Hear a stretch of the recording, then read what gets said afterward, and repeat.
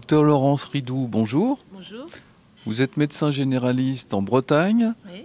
dans le Morbihan, Oui. dans la région d'Auray.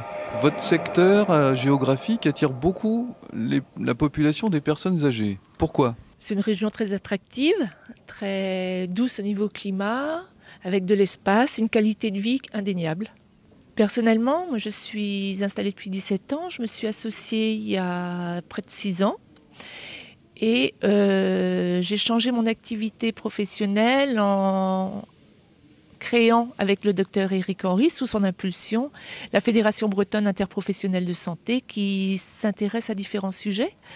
On vient de parler de la BPCO dans l'amphi, on a fait du repérage sur la crise aiguë suicidaire. Et moi, un thème me tient particulièrement à cœur, c'est la prise en charge des personnes âgées, le vieillissement et comment faire face à cette croissance démographique dans notre pays, à savoir le pays d'Auray.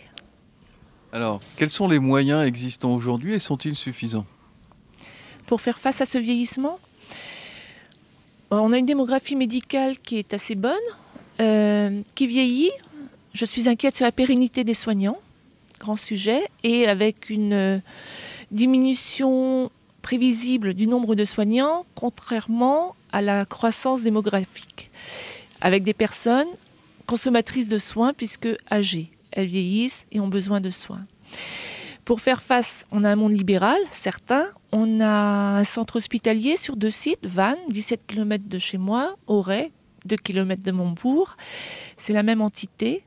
Et Auray est essentiellement maintenant lié à la gériatrie. Il n'y a pas que ça, mais la médecine est essentiellement pour des entrées directes, le plus souvent, ou via le passage d'urgence qui se trouve à Vannes, pour des personnes d'un certain âge, puis les soins de suite. Et nous n'avons plus de chirurgie sur le plateau d'Auray. Nous avons aussi de la réhabilitation, de la rééducation, mais aussi souvent des personnes d'un certain âge. Mais cela concerne les soins aigus. Mais quand on souhaite vieillir à domicile, comment fait-on?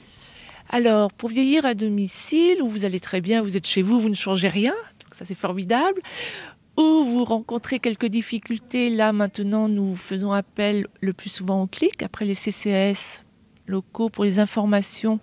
Nous avons créé, il y a un peu plus de 5 ans, un clic sur Auray, donc Centre local d'information coordination pour les personnes âgées, qui permet de renseigner, d'informer, de coordonner la prise en charge future éventuelle vers une structure de différents types, ou un domicile partagé, ou une structure type Alzheimer, entre guillemets, ou une EHPAD autre.